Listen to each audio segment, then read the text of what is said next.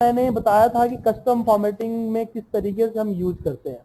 मतलब कि जो बाहर चीजें डली हुई थी जिसमें हमने highlight, cells rules, top bottom, data bar, colour scales और आइकन इसके बारे में बताया। मतलब कि नॉर्मल तो हम अगर कलर वलर करना है तो सिलेक्ट करके कलर कर लेते हैं, लेकिन हमें कलर करने के लिए कंडीशन चाहिए कि अगर सेल के अंदर में एक पर्टिकुलर वैल्यू हो तो कलर हो, वरना कलर ना हो। ठीक, उस कंडीशंस में हम कंडीशनल फॉर्मेटिंग करते हैं। मैंने फॉर्मेटिंग तो करनी है, कलर बॉर्डर सब अप्लाई तो करना है, लेकिन एक कंडीशन से अप्लाई करना है। तो उसमें हमने बेसिक चीजें हमने कल की क्लास में पढ़ी थी। आज हम इसकी थोड़ा सा एडवांस, मतलब कि जो चीजें आप बाहर देख रहे हो उसका यूज हमने कल सीखा, लेकिन इतना ही नहीं है, इसके अलावा ही जो बाहर चीजें आपको दिख रहा है वो चीजें हैं जिसको मोस्टली हम यूज करते हैं। लेकिन आप भी देख रहे हो कि हर क्राइटेरिया में आपको यहाँ पे मोर रूल्स मोर रूल्स मोर रूल्स है। एक मिनट, हम है कंडीशनल फॉर्मेटिंग में फॉर्मूला किस तरीके से यूज करेंगे।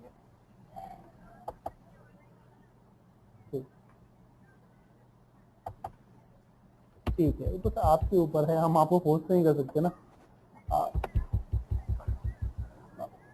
अब बात ये है ना आप सामने हो ना आप छोटी बच्ची हो जो कान पकड़ के हम आपको क्लास में बैठाएंगे। ठीक है, हाँ रिकॉर्डिंग तो डेली बेस पे जा रही है ना। कल की रिकॉर्डिंग मिली थी ना आपको। अच्छा, मैं आज ग्रुप में डाल दूंगा, वो मेल ग्रुप में आप नहीं थे, मैं भूल गया था, डाल देता सब सारा मैं सारा डाल देता हूँ मैं। ठीक ठीक जी, ओके। मैडम कह रही है कि मैम मुझे आप मुझे फोर्स किया कीजिए ट्रेनिंग लेने के लिए। मैं बोला अब आप ना आप सामने हो ना आप छोटी बच्ची हो जो काम पकड़ के बैठा दूंगा क्लास में। अब मैं फोर्स कैसे करूं भाई। फोर्स नहीं किया जा सकता ना सर। अब आप लोगों को फोर्स करूंगा, आप लोग दो सुना देंगे उल्टे, छोटे बच्चे तो है नहीं। मुझे लग रहा है कि आप लोग कॉलेज में अपने प्रोफेसर को छोड़े होंगे, मैंने तो नहीं छोड़ा था। ओके, तो हम बात कर रहे हैं कि जितने भी यहाँ पे देख रहे हैं यहाँ पे मोर रूल्स आपको दिख रहा है, हर किसी में आपके मोर रूल्स है। ठीक है, और मोर रूल्स क्या है और न्यू रूल्स दोनों एक ही है। मतलब कि इनके अलावा कोई नई चीज आपको चाहिए तो आप मोर रूल्स का यूज करोगे। तो सिलेक्ट करके हम यहाँ मोर रूल्स पे जाते हैं। मोर रूल्स पे आप एक तो यहाँ पे देखिए कि आपके पास ग्रेटर देन, देखिए बाहर हमने मान लीजिए कि सिलेक्टेड सेल है, मैंने यहाँ पे जनवरी को सिलेक्ट कर लिया, तो यहाँ पे मैंने देखा था greater then, less than, between.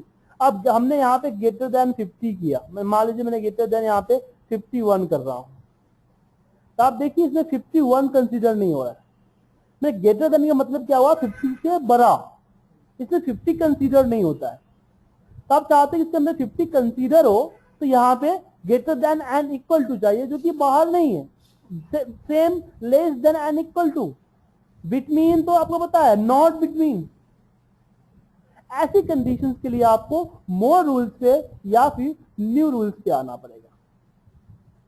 इसमें आप यहाँ पे फॉर्मेट ओनली सेल्स कंटेंट पे जाएंगे, तो यहाँ पे आपको बाकी तो वही है जो कलर सेट वगैरह जो आपने बाहर यूज किया, तो यही कुछ खास नहीं है। नीचे इस पे आते हैं तो बिटवीन, यहाँ पे नॉट बिटवीन, कि दो नंबर के बीच की वैल्यू अगर हो ना हो तभी हाईलाइट। मैंने बोल दिया कि भैया कि 10 से लेके 50 तक को हाईलाइट नहीं करना है, 10 से छोटे को हाईलाइट कर दो, 50 से बड़े को हाईलाइट कर दो। और फॉर्मेटिंग के लिए हम फॉर्मेट में चूज कर लेंगे जो फॉर्मेटिंग चाहिए, और फॉर्मेट में क्लिक करके अपनी फॉर्मेटिंग चूज कर लेंगे यहाँ से।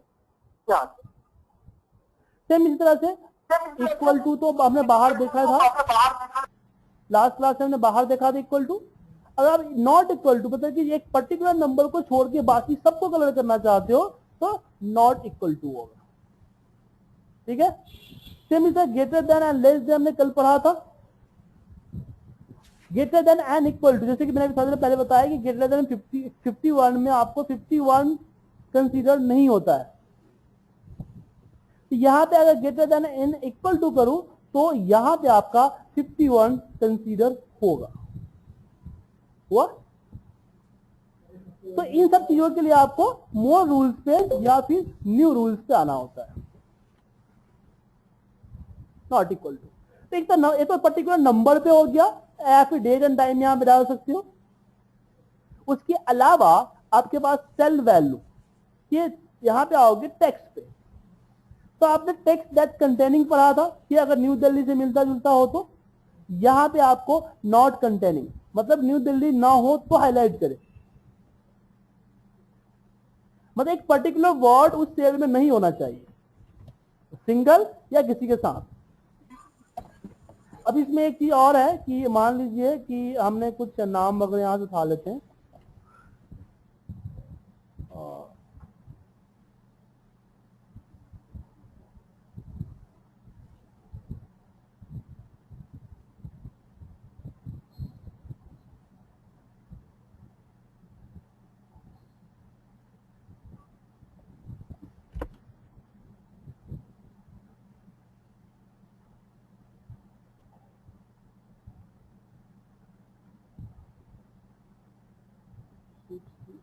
कहाँ है,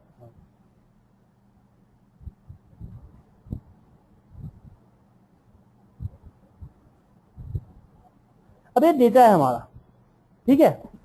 अब इसमें प्रॉब्लम क्या है कि यहाँ पे कहीं पे लार्ज कॉर्पोरेट है, यहाँ पे कहीं पे लार्ज डैश कॉर्पोरेट है, यहाँ पे कहीं पे नॉन प्रॉफिट है, नॉन डॉट प्रॉफिट है, ऐसी प्रॉब्लम है। तो अब मान लीजिए कि अगर हम सिर्फ ये लगा दे, कंटेन लगा दे यहाँ से कि हाईलाइट कि टेक्सचर कंटेन NON, तो NON तो हो गया, लेकिन हो सकता है कि NON किसी और में भी लगाओ क्या। अब जरूरी थोड़ी है कि NON स्टार्टिंग में ही होगा, कहीं भी हो सकता था, हाईलाइट कर सकता है वो।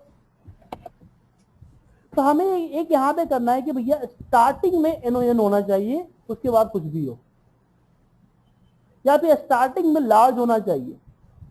मतलब कि आप हाईलाइट करना चाहते हो ये इस टेक्स्ट दैट कंटेन के जैसा ही हाईलाइट करना चाहते हो, लेकिन एक कंडीशन इसमें रखना चाहते हो कि आपका टेक्स्ट स्टार्टिंग पोजीशन में हो या फिर एंडिंग पोजीशन में हो, दो कंडीशन जो भी हो आप कर सकते हो।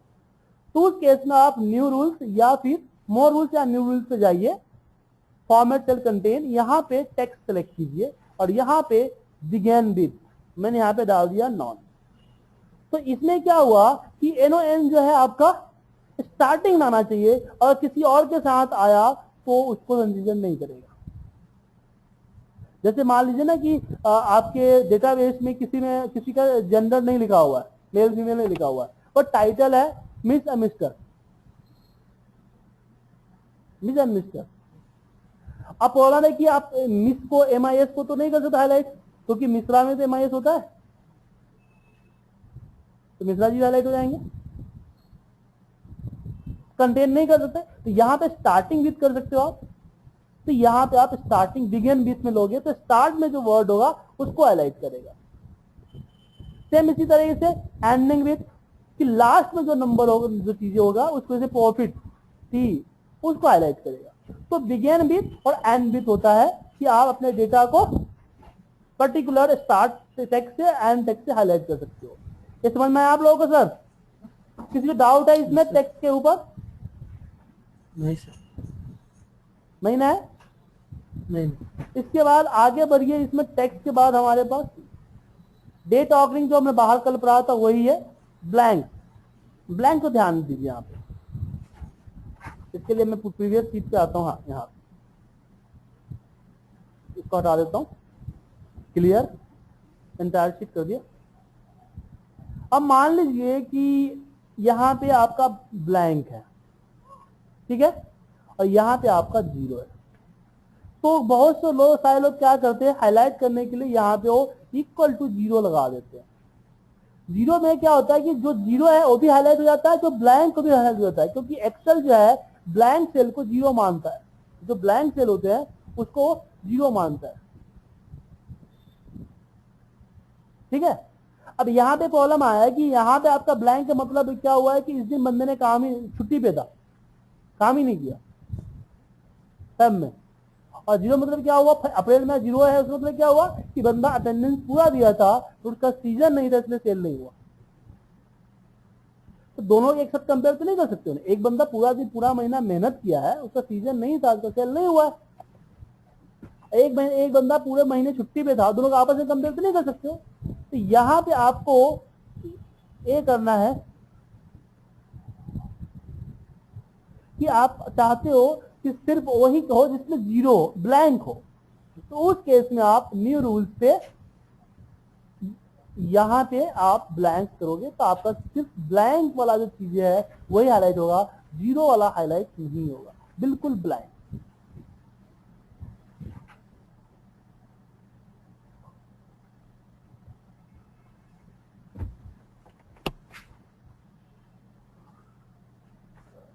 ठीक है,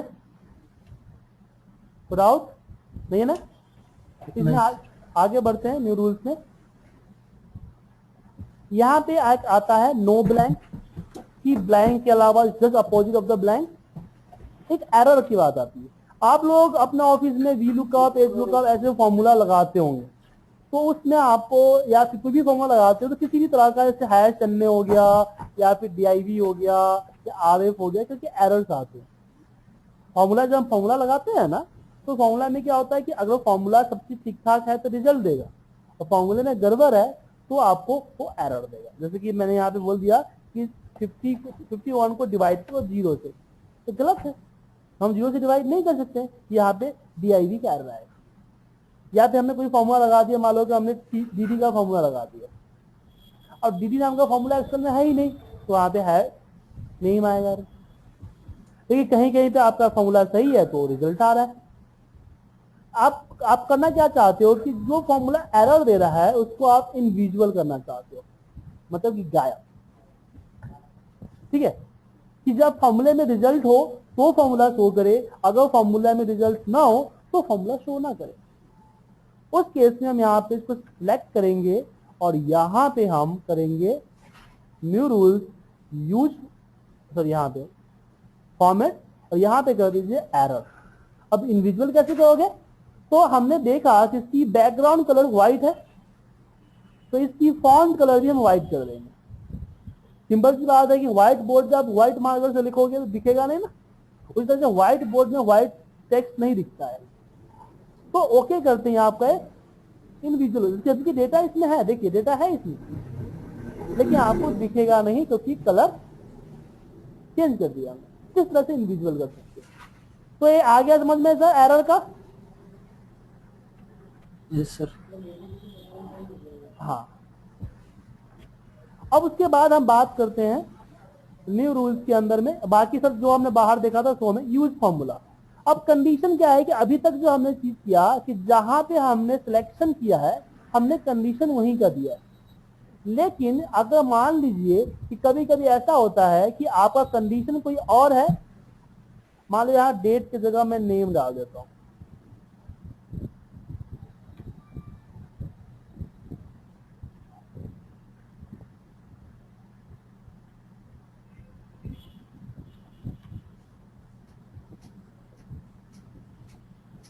ठीक है।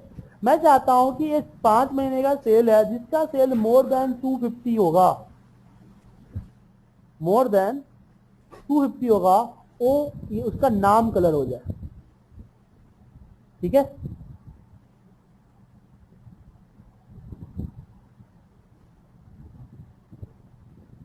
समझ में आया सर क्वेश्चन क्या है? Yes sir. क्वेश्चन ये है कि अगर हमारा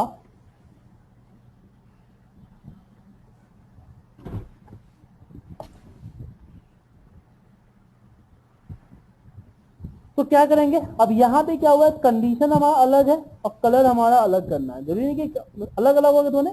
इस केस में हम यूज करेंगे हमेशा, क्या यूज करेंगे? फॉर्मूले को। जब भी आप फॉर्मूला यूज करते हो तो आप पूरा एरिया सिलेक्ट नहीं करोगे, आप सिंगल सेल सिलेक्ट करेंगे। ये बहुत इंपॉर्टेंट बात है, इसको आप हमेशा याद रखिएगा। ठीक है, ये हमेशा आप याद रखिएगा। तो यहां पे हम सिलेक्ट करते हैं और कंडीशन वेटिंग न्यू रूल्स और यूज फॉर्मूला। अब मुझे इन सबों का सम निकालना है, तो यहां पे हम इक्वल लगाएंगे सम ब्रैकेट ओपन करेंगे और इसको सिलेक्ट कर लेंगे। अब इसमें क्या है कि आपको इस तरह के ये लग के आएंगे, डॉलर लग के आएंगे। तो इसमें एक देखोगे रो है, एक कॉलन है, एक रो है। बी क्या है आपका कॉलन है और रो 2 क्या है आपका रो है। तो कॉलन के आगे का जो डॉलर है उसको हटा देना, रहने देना सॉरी, और रो के आगे का डॉलर हटा देना। क्यों? क्योंकि डॉलर का मतलब होता है फ्रीज हो जाना। जब इस फॉर्मेट एक पे हमने लगाया है, अब इसको लेकर कॉपी करके नीचे पेस्ट करेंगे तो 2 जो है 3 तभी बनेगा जब आपका इसके आगे डॉलर नहीं होगा। अगर इसके आगे डॉलर है तो 2 3 नहीं बनेगा। इसका कंसेप्ट अभी समझाता हूं मैं आपको। इज ग्रेटर देन, मैं लिख दिया 250, ठीक है, हो गया। मतलब कि इसमें हमने इसमें इसलिए लगाया कि अगर मान लीजिए कि ए है हमारा, है ना, इसमें डॉलर नहीं है ना। अब मैं नीचे ड्रैग करता हूं तो देखिए क्या हो गया, B3 से F3 हो गया ना। अगर मैं इसको डॉलर से फ्रीज कर देता हूं तो क्या होगा, B2 से F2 से B2 से F2 6 है आपका। तो सेम इसी तरह था कि अगर हम इसको नहीं डॉलर हटा दे तो इस पे क्लिक करते तो पुष्पा इसके अकॉर्डिंग आ रहा है, क्योंकि हमने डॉलर हटा दिया था। अगर हम डॉलर रखते तो क्या होता है कि सारा पुनीत के अकॉर्डिंग ही आता। जब हम इसको डायरेक्ट करते नीचे तो हमारा इंक्रीज नहीं होता, जो कि यहाँ पे इंक्रीज नहीं हो रहा है। तो यहाँ पे मैंने बोला कि आप 2 क्या आए हो कि हमें इंक्रीज रो को ही करना है ना, तो हमने रो की डॉलर को हटा दिया है। अब मैं नीचे डॉलर क्लिक करूंगा तो आप देखिए 3 4 5 ऐसे चेंज हो रहा है। तो इसीलिए मैंने आपको बोला था तो सारा ये इसी के अकॉर्डिंग ले लेते, इसी के अकॉर्डिंग ले लेता, पूरे को इसी के अकॉर्डिंग फॉर्मेट कर देता। हाँ, क्योंकि हमें क्या है कि हमें पुनीत को कलर करना है इसके अकॉर्डिंग, पुष्पा को कलर करना है इसके अकॉर्डिंग, रवि को कलर करना है इसके अकॉर्डिंग। तो इसके अकॉर्डिंग नीचे ड्रैग कर देगा, नहीं तो आपको 2 चांस है, 1 by 1 सबके लिए हमें अलग फॉर्मूला लगाना पड़ जाता, 1 by 1 सारा फॉर्मूला, क्योंकि टफ है। और हमने रो के आगे का डॉलर इसलिए लगा था कि मैं इसको आगे भी इस तरह से भी डॉलर कर सकूं, ठीक है। तो ये हम फॉर्मूला यूज करने पे करते हैं। हेलो, नमस्ते। इसको रिपीट कर दो, समझ में नहीं आया। मैं एक बार इसको क्लियर कर देता हूँ। देखिए हमें काम क्या है, देखिए हमारा काम ये है कि हम अब बेसिकली क्या है कि उन बंदों का हाईलाइट करना चाहता हूँ जिन्होंने पिछले 5 महीने का टारगेट अचीव किया है। 5 महीने का टारगेट क्या है, 250 है।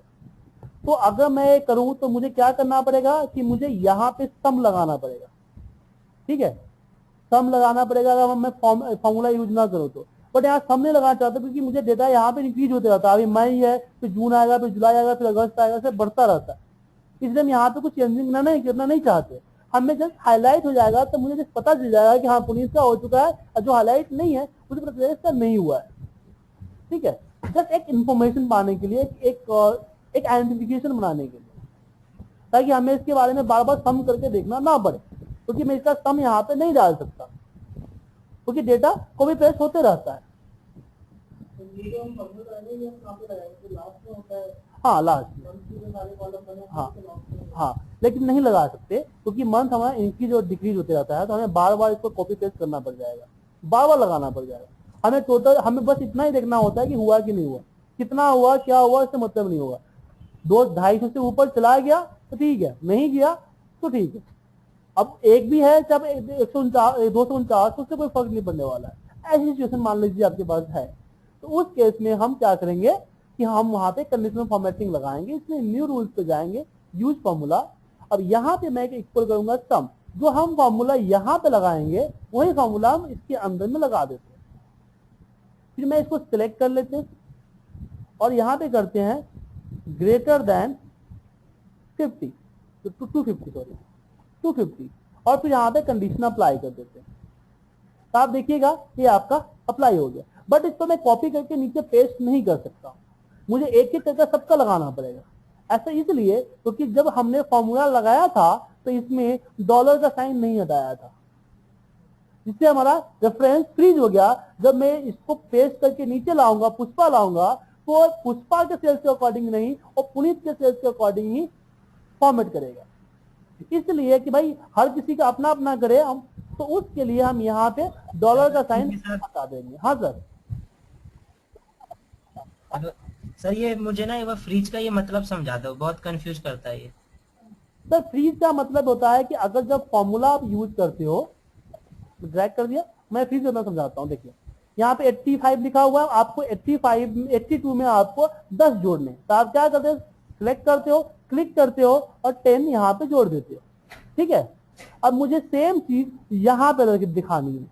जब इसको पेस्ट करोगे तो ये क्या हुआ कि ये इसके अकॉर्डिंग हुआ। जब भी हम किसी फॉर्मूले को कॉपी करके पेस्ट करते हैं या ड्रैग करते हैं, जितना रो हम नीचे लेके जाएंगे या जितना कॉलम आगे लेके जाएंगे, उतना रो एंड कॉलम का फॉर्मूले का जो एड्रेस होता है, जो रेफरेंस होता है, वो इंक्रीज हो जाता है। देखिए ये हो गया, क्यों? क्योंकि हम यहाँ पे क्या था, एच था, तो हमने 2 कॉलम हटाए, तो इसने इसके अंदर में 2 कॉलम जोड़ दिए, और जितने रो नीचे रखा है उतने रो नीचे रख दिए।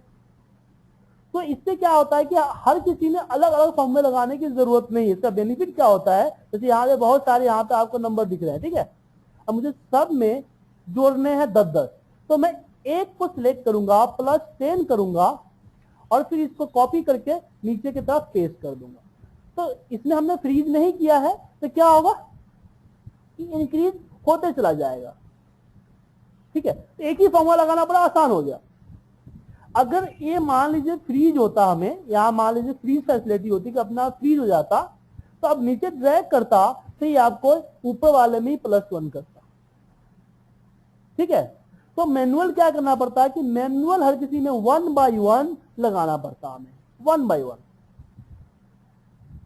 ठीक है, तो फ्रीज अगर डॉलर लग गया, मतलब है कि अब उसको हम कॉपी करेंगे तो जिसके सामने डॉलर लगा हुआ है वो इंक्रीज नहीं होगा, डिक्रीज नहीं होगा, फिक्स रहेगा। कहीं भी लेके जाऊंगा मैं, तो यहाँ पे लेके आ गया, यहाँ भी फिक्स रहेगा। सर ये जो डॉलर का साइन आपने लगा रखा है, वो H के आगे भी लगा रखा है और 3 के आगे भी लगा रखा है।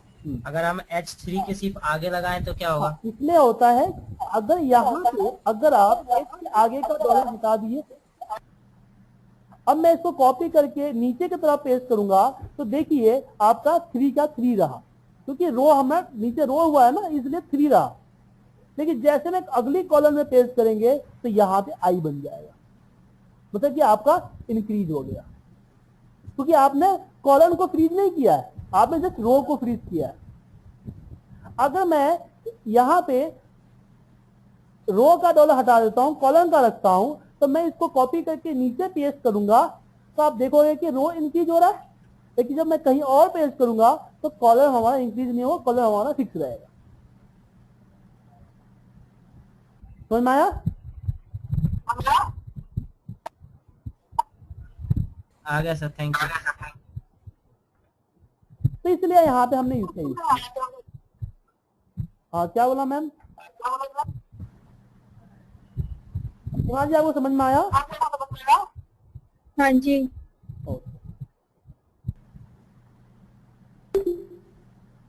अब आगे बात करते हैं और नई चीज कुछ देखते हैं। जैसे यहाँ पे मैंने लिखा हुआ है अकाउंट नंबर। अब अकाउंट नंबर में सारा का सारा यहाँ पे एम्प्लॉय आईडी कुछ भी लिखा हुआ है, तो इसमें नंबर एंटर होना चाहिए, इसमें टेक्स्ट नंबर नहीं एंटर होना चाहिए। जैसे कोई लिख देते हैं HDFC और यहाँ पे डाल देते हैं, ये गलत है। हम चाहते हैं कि जैसे कोई इसमें अकाउंट नंबर लिखे, टेक्स्ट लिखे, अकाउंट नंबर को टेक्स्ट फॉर्मेट में या टेक्स्ट ही ABCD लगा दे, तो उसको हाईलाइट कर दे, ताकि उसको पता चल जाए टाइप करते हैं कि भैया एक फॉर्मेट गलत है। ठीक है, तो आपको पता करना होगा कि अगर सेल के अंदर में कोई वैल्यू डली हुई है, उसका फॉर्मेट क्या, मतलब उसको कैसे पता चलेगा कि कौन सा क्या टेक्स्ट लाया, नंबर डला हुआ है। उसके लिए एक फॉर्मूला होता है इज टेक्स्ट का। अगर वैल्यू में टेक्स्ट है तो ट्रू आएगा, अगर नंबर है तो फॉल्स आएगा। दोनों नहीं हो सकते, दोनों होगा तो टेक्स्ट नहीं जाएगा ना। अगर अल्फाबेट के साथ आपने नंबर लिख दिया तो टेक्स्ट होगा, नंबर नहीं होगा। नंबर का मतलब हुआ जिससे मैथमेटिकल कैलकुलेशन हो सके, प्लस माइनस हो जाता है। अब S12 में क्या प्लस चेंज कर सकते हो आप? नहीं कर सकते, मतलब ही नहीं होता ना। अब यहाँ पे हम न्यू रूल यूज फॉर्मूला, अब यहां पे करेंगे इज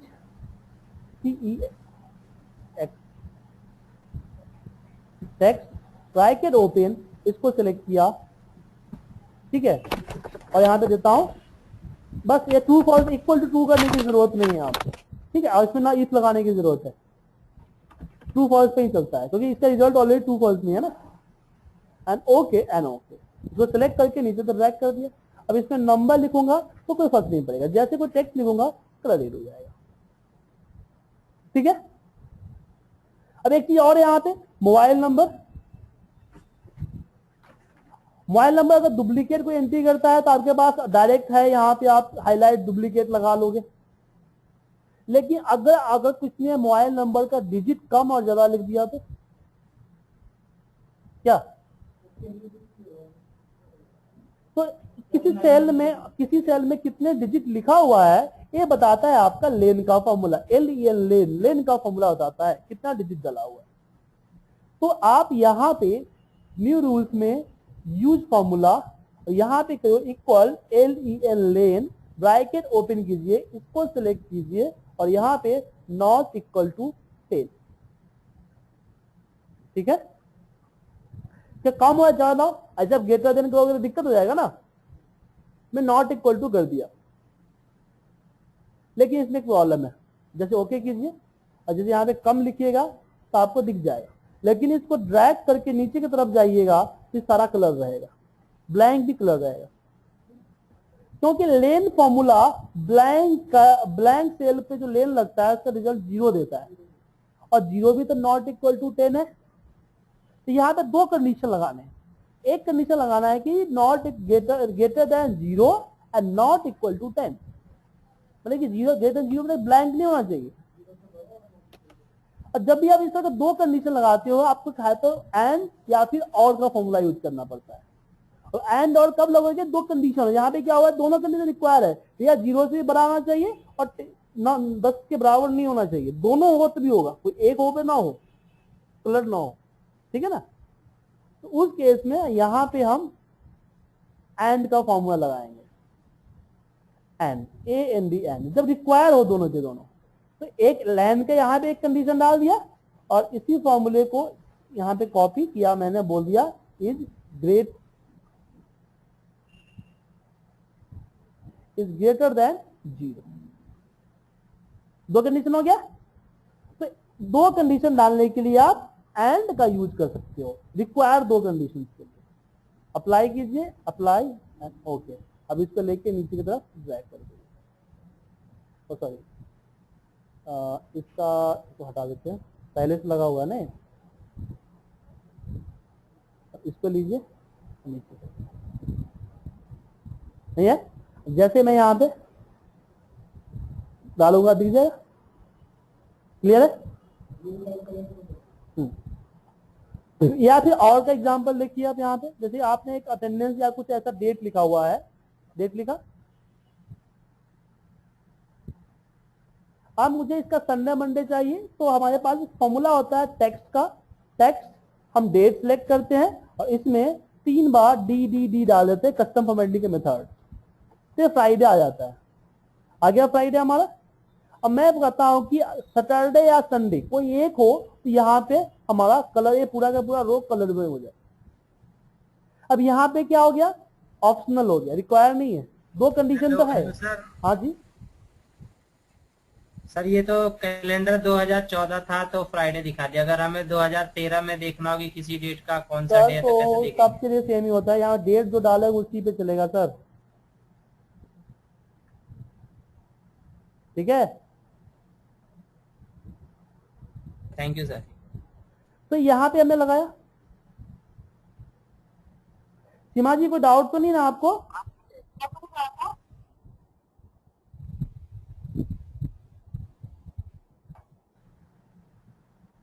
अब यहाँ पे हमने करना, यहाँ पे दो कंडीशन है लेकिन दोनों हमारा रिक्वायर्ड कंडीशन नहीं है, ऑप्शनल है। क्या है? ऑप्शनल है, मतलब कि संडे हो गया फिर सैटरडे होगा, दोनों नहीं हो सकता है, पॉसिबल नहीं है दोनों होना। तो उस केस में यहाँ पे न्यू रूल्स पे जाएंगे, यूज फॉर्मूला और यहाँ पे और इक्वल और लगाएंगे, और फिर इसको सिलेक्ट करके लिखेंगे कि दैट इक्वल टू सैटरडे, ठीक है, कॉमा, फिर वापस देंगे दैट इक्वल टू संडे। दोनों कंडीशन, दोनों में से एक कंडीशन होगा फिर भी आपका कलर कर देगा, और क्या मतलब यही होता है। फिर मैं यहां से ए के आगे का डॉलर हटा देता हूं, तो मुझे नीचे की तरफ टेस्ट करने हैं ना, तो ये बढ़ना एक ही फिक्स है ना हमारा, एक कलर है ना, लेके मैं फॉर्मेट सेल लेके सब पे अप्लाई कर दिया, ठीक है। अब कंडीशनल फॉर्मेटिंग के और भी बहुत सारे एग्जाम्पल हो सकते हैं, लेकिन फॉर्मूला हमें नहीं पता है, तो कंडीशनल फॉर्मेटिंग को मैं यहीं पे ब्रेक करता हूं।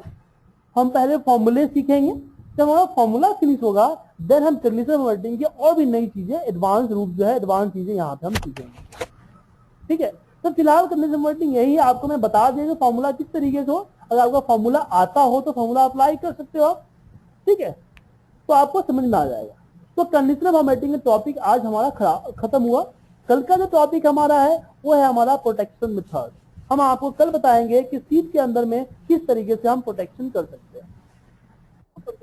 अगर आप लोगों के पास